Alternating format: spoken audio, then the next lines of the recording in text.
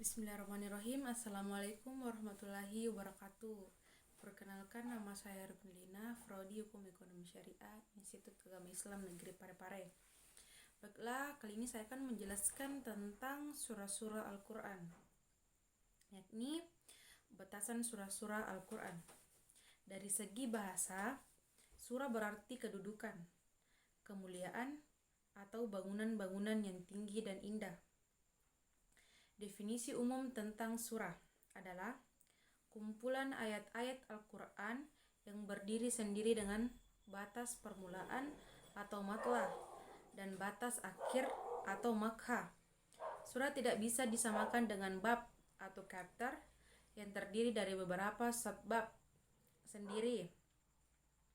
Sebagaimana terjadi dalam sebuah buku, surah dalam Al-Quran berdiri sendiri. Kedudukan masing-masing surah Al-Quran sama. Setiap surah memiliki keistimewaan dan keunikan tersendiri.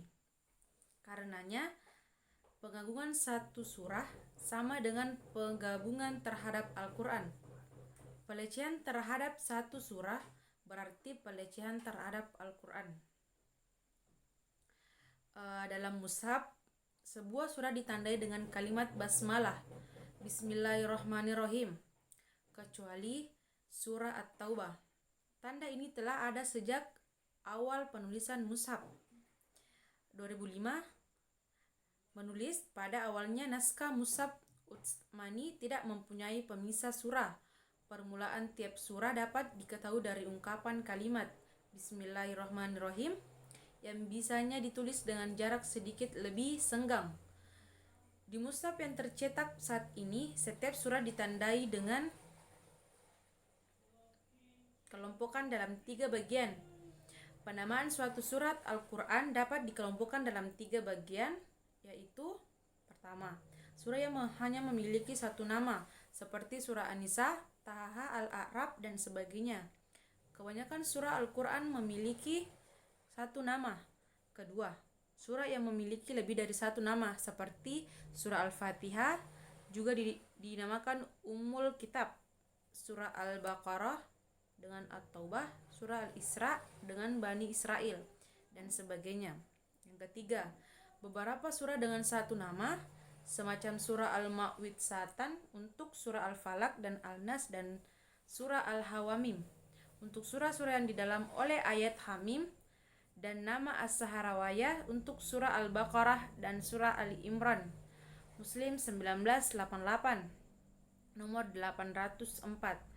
Nama-nama surah tersebut bisa diambil dari kandungannya, seperti surah Nuh yang mengisahkan Nabi Nuh alaihissalam dari kata pertama, seperti Al-Qari'ah, dan kata Al-Qari'ah dari fungsinya, seperti surah Al-Ikhlas yang berguna untuk memurnikan tauhid dari salah satu kata yang ada di dalamnya, seperti surah Al-Alaq.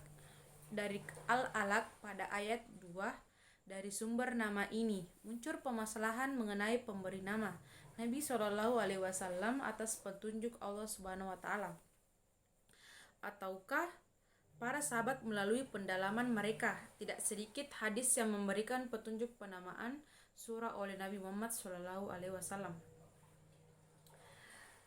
Namun surah Al-Kautsar tetap yang terpendek dalam hitungan hurufnya. Dipandang dari jumlah ayatnya maupun kalimat, surah-surah dalam Al-Quran dapat dikelompokkan menjadi 3 bagian. Yang pertama, surah-surah panjang. Yang kedua, surah-surah sedang. Yang ketiga, surah-surah pendek. Sebagai ulama salaf berpendapat bahwa susunan surah-surah Al-Quran adalah sesuai dengan petunjuk Nabi Muhammad SAW. Karena datangnya surah-surah yang diawali dengan kata Hamim atau Hawa Amin tersusun secara tertib. Bangunan Al-Quran yang terdiri dari beberapa surah ini memiliki beberapa hikmah, antara lain menjadi tantangan atas orang-orang yang enggan percaya dengan Al-Quran. Di antara surah-surah Al-Quran, surah terpendek hanya terdiri dari 3 ayat. Meski demikian, Al-Quran menentang makhluk Allah Subhanahu wa taala untuk membuat satu surah yang sepadaan meski hanya surah pendek. Yang kedua, mempermudah hafalan serta membangkitkan semangat untuk membaca Al-Quran. Seseorang yang menghafal atau membaca Al-Quran secara bertahap jauh lebih efektif dibandingkan membaca sekaligus. Yang ketiga, terpencarnya keagungan Al-Quran. Ketika seseorang membaca satu surah, ia bisa mendapatkan keagungan tersebut, meski belum menuntaskan keseluruhan surah dalam Al-Quran. Yang kedua itu bentuk-bentuk pembukaan dan penutup surah. Setiap surah Al-Quran dibatasi oleh pembuka dan penutup. Pembuka surah Al-Quran memiliki ragam bentuk, ada yang berupa huruf, kata, maupun kalimat. Setidaknya ada 10 bentuk pembukaan surah, yaitu pembukaan dengan pujian kepada Allah Subhanahu wa taala. Yang kedua, pembukaan dengan panggilan. Yang ketiga, pembukaan dengan doa. Yang keempat, pembukaan dengan sumpah. Yang kelima, pembukaan dengan syarat. Dan yang keenam, pembukaan dengan kata perintah. Yang ketujuh, pembukaan dengan kalimat tanya. Yang kedelapan, pembukaan dengan alasan. Yang kesembilan, pembukaan dengan kalimat berita. Yang kesepuluh, pembukaan dengan huruf rahasia. Apabila keseluruhan surah Al-Quran dikelompokkan menurut bentuk pembukaannya, maka dapat dikemukakan melalui tabel sebagai berikut. Yang pertama, Fatihah atau pembukaan, jumlah ayat 7, pembukaan surah pujian, keterangan penghiasan handala. Kedua, Al-Baqarah atau sapi betina, ayat 286, huruf 3 huruf. Al-Imran atau keluarga Imran, jumlah ayat 200, pembuka surah huruf, keterangan 3 huruf. Ada pembuka, tentu ada penutupnya. Jika pembuka cenderung menarik perhatian, maka penutup lebih pada pemberi kesan. Orang yang semula terbiasa dengan kata-kata, tiba-tiba dikejutkan oleh pembicaraan yang asing baginya. Demikian ditunjukkan oleh Al-Quran melalui penampilan huruf di awal surah. Hingga saat ini tidak seorang pun yang bisa mengartikan secara tepat mengenai maksud huruf-huruf tersebut. Bentuk-bentuk penutup surah dapat dikelompokkan menjadi 18 bagian sebagai dalam tabel berikut ini. 1. Bentuk penutupan surah. Doa, surah-surah Al-Baqarah, Al-Mu'minun, Nuh, Al-Falaq, jumlah 4. Bentuk penutupan surah wasiat, Al-Rum, Al-Dukhan, Al-Sab, Al-A'la, Al-Fajr, Al-Duha, Al-As, jumlahnya 7. Yang ketiga, Taqwa, Ali Imran, Al-Nal, Al-Qamar, jumlah 3.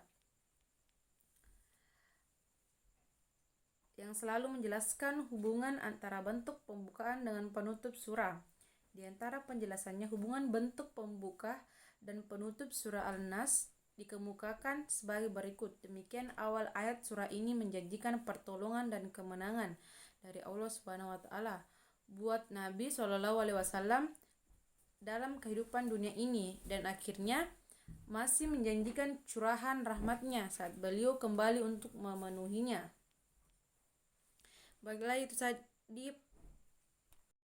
Baiklah, itulah tadi penjelasan tentang surah-surah Al-Quran. Lebih dan kurangnya mohon dimaafkan. Wabillahi taufik wal hidayah. Wassalamualaikum warahmatullahi wabarakatuh.